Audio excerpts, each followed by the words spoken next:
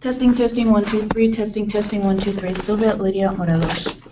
I am at the Larkin Library today. It's about midday, and I'm next month. Look, my hair is curly. Isn't that wonderful? Very nice. I'm looking better. Guess who hates my looking better? Having a roof over my head. I remember that in Culver City, they gave me a black eye when I was. They gave me a black eye when I was at the Culver City Hospital. And on Easter, and then there was the incident in Westwood where I was, my black eye right before that same guy, Jimmy, hosed me down. I was sleeping outside and I had a sleeping bag. And the next day, and the guy who tried to make me out to be a whore, I started looking at the video. I wasn't feeling well, obviously, at the time, so I didn't think he was making me out to be a whore. I could take a pap smear tomorrow and prove it. And I had a pap smear recently in Houston, and anyway, the 3 bitches that I had on video yesterday, they're back in the same room trying to get my attention, making noise. Oh, maybe we'll get her in trouble if she, gets back on video again. But I'm like, they're gonna break my camera, how ugly they are. I'm not gonna even bother. Anyway, he was insinuating that it looks like he insinuated that I was not only a whore, but I was looking for some kind of drugs or something like that, right? I looked back at the video and I saw that. But when I was sleeping on the street, not too far from where he worked illegally, and he was housing himself illegally by an owner, I was in my sleeping bag and I had this computer. It was the first one I bought was one of these, and I had it with me. And he came out the following morning and said, "This is for you and your gender," and he opened up the hose on me and hosed me while I was on the floor, while I was on the sidewalk. And a series of things happened. I finally was able to contact the police. Officer Celis, C-E-L-I-S, from the Los Angeles Division, I think. And he took it down as a battery by Jimmy, the guy with the beanie. He took it down as a battery. His name is Jimmy. And I have a police report with them from West LA. I couldn't get back to them because they ended up hacking into my voicemail when the detective called me back. And they deleted my voicemail, and they didn't know that it goes directly into my deleted box. So I was able to retrieve it, and I put it back in my inbox. So people have hacked into my voicemail, which ends at the end of March 31st. And unbeknownst to them, the voicemail traces back to Washington, D.C., where it originally started, and it has homeless resources. It's based. My number is based in Houston, but it's a national program for the homeless, and it goes back to Washington D.C. So somebody is still can keep track of who's hacking into my account and things like that, and erase my messages. So they've done that before. And one word of advice: I'm very efficient and practical, so I'll back my stuff up all the time. Copy and paste in a draft, CC to myself in an email. If you have a file folder, do that. You can also, a long time ago, I read somewhere that you can copyright something by putting it in an envelope, sending it to sealing it, signing it on the seal, sending it to yourself, and the post-dated stamp will be proof as to when you wrote that. And I'm 20 years most people's seniors. I know who I'm talking to. I'm 23 years your senior. You're nothing to me, so don't stalk me again. Or anyone seen the movie Girls Gone Wild?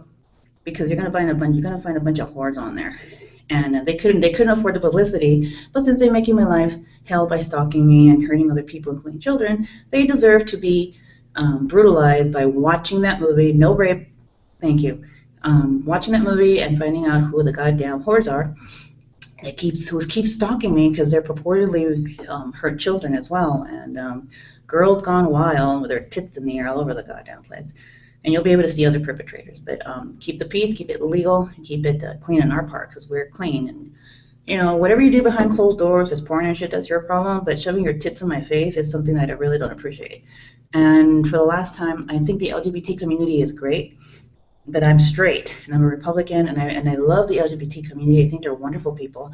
For example, in San Francisco, in Sacramento, California, I was walking down some road, and there's this guy walking in front of me, and he started walking weird, so he's wearing this ugly checkered red shirt with tapered jeans and glasses. I'm like, "You're not gay." I said, and I'm like, he's not gay. I mean, if there's anything I know, the gay community, they know how to dress. I'm from Los Angeles. I know the gay community knows how to dress. You are not gay. And Christopher, he's calling him a fag. He's calling him a child molester. He's calling him a sex offender. So I'm in Hillcrest, right? And I'm standing around just looking at things. And I started singing an Ramon Ayala song. So I'm sitting there thinking about it, and I'm like, I'm Mexican and Jewish, so I've got the both worlds, best of both worlds. Tengo el mendigo nopal in my cabeza, right here, and I have my nose. I love it, it's great. And then I'm part Italian. I'm a dark Italian, so they say we're half cacao, half chocolate, half dark, half shit. And so I'm like, walk away, walk away, walk away, walk away. So, all the hate crimes are based on my identity and everything. I believe it. Anyway, so I'm sitting there and I'm walking down the street, and I like Hillcrest. So here comes these freaks pretending to be gay, wearing tapered jeans, striped shirts, a beard around their faces, and a fucked up cut. I'm like, fuck, they're ugly. God don't like ugly. I'm also Catholic, and so I'm like, you're not gay. You're pretending to be gay. You give other people STDs because they're really gay, and you're taking it for the good guys in the meantime, quote unquote, taking it for the good guys. So that's where that's at. And so Girls Gone Wild, you want to have people back their asses off when they're really perverts. Find something that is incriminating, put it online, and implicate. Implicate, because they will not stop. That's a form of self-defense, and they can read into it as much as they like, but reality is reality, and self-expression is the pinnacle of democracy in the United States. So they deregister, you deregister them illegally, and stuff like that. And people who are intelligent, we know how to do this. We know how to be creative about things we're against. You can demonstrate in front of a business, peaceful assembly across the street, not in the middle of the sidewalk, because you'll be arrested. I think most people who are intelligent and do something like that, your voice was heard, but you also know that you're going to get arrested. They go in there knowingly that you're going to get arrested, and because it's it's disturbing the peace, which is what you wanted, and it is also stopping traffic, preventing the normal flow of traffic, so they're aware that they're going to be arrested and they're prepared for it. But that is a demonstration. The way it's done is against the law, but you did get your voices across. So I'm, depending on the nature of the situation, I guess I'm willing to listen to that, because they do. In the 1960s, they did a lot of demonstrations back then, and it was necessary. But in this day and age, I don't know. It just depends on the nature of the demonstration, I think, because I usually like to listen to another person's point of view, so long as they're not hurting someone else. And so I respect people's opinion, and I respect what they do, especially when they're in a lot of pain. And that's one way to get, for example, people's attention.